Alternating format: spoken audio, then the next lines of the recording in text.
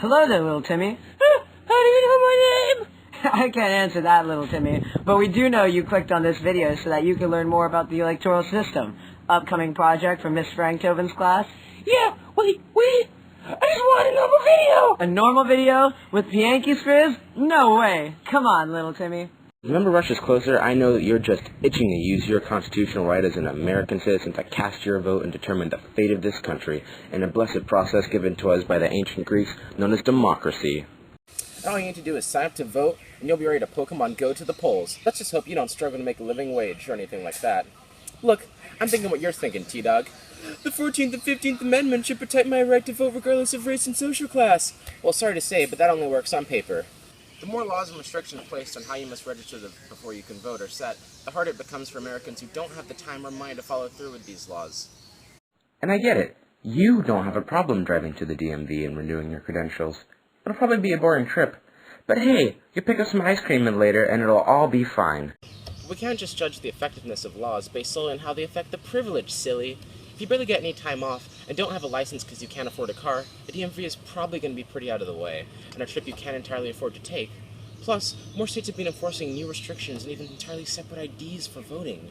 You're probably thinking, well, that sucks, but it's a necessary sacrifice to guard the sanctity of our otherwise stellar election process from immigrants or terrorists who seek to ruin it. Which you'd be wrong about for two reasons, my grandiloquent buddy. One being that, well, there's no evidence of this being a real issue. A study that was started before you were born, tracking American elections from 2000 to 2014, only found 13 credible cases of voter fraud being attempted. None of which would have been stopped by our current system, which has so much emphasis put on it. The less poor people that are able to vote, the better it will be for whoever's passing laws that work in opposition of them. Outrageous laws being made to prevent those less fortunate from voting, like shaving off an entire week of early voting time, or force polls to close early on the final Saturday before the election. Voter registration laws are the worst kind of safety theater, because they fix a make-believe problem while hurting real people. Which leads us to the second reason, that being that the election process is riddled with corruption and ulterior motives that ruin democracy. Now that you've heard how voter registration laws discriminate against the poor, we're going to throw another curveball at you because, well, everything discriminates against the poor. You see, now that it has been ruled by the Supreme Court okay to give politicians all the money you own, anyone with enough money can choose which politicians, and therefore which policies they want in office. We, America, the most democratic of democracies, present to you two candidates that only made it this far because someone made sure their pockets were lined. Vote. Not that that matters in the end either. Democracy!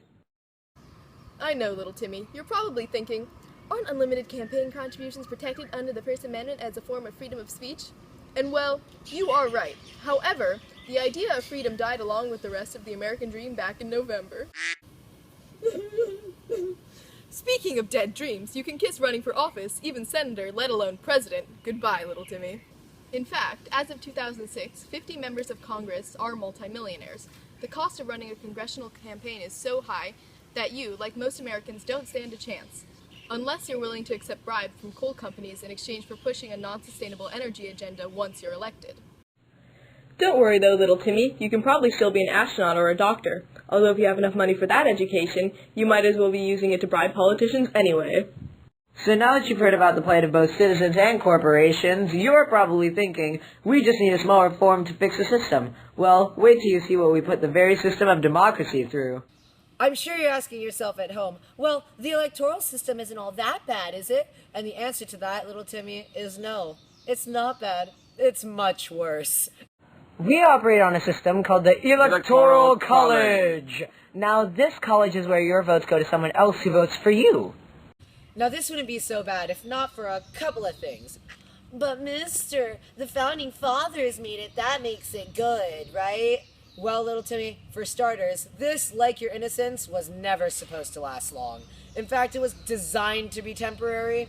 Plus, it has many fundamental flaws that make it extremely impractical. For starters, because people love to make babies like you, little Timmy, a lot of states are more densely populated, meaning that their votes are worth less than others simply because it's more people living there. Then there are these bad people called faithless electors. These people, though they are told to vote for a specific candidate during voting seasons, are not legally bound to do so in 21 states, and the 29 that do require it only enforce a small fine, and that's rare. They can vote against the will of the people, which doesn't sound very much like democracy to me. Alright. Do you want to play a game, little Timmy? It's called If I Win, I Take Everything, and if you get the majority, I become president. Do you want to play? No? That was a metaphor for America, you little mistake! I mean, Timmy, what I'm trying to say is that all but 2 states in the electoral system work on a winner-takes-all system, and if I get even the slightest plurality of the votes in that state, I get the entirety of the rewards. Doesn't that sound just amazing? So remember, Timmy, in America, voting is a right. It's a privilege in this world that we have this right, but we can't take this at face value like it's enough to make the politics of the country just. Timmy, everything is flawed. The way we vote, our society, heck, even you. And for the most part, that's alright, as long as we recognize these flaws and work to fix them. The way we vote now may be wrought with flaws, but it can get better.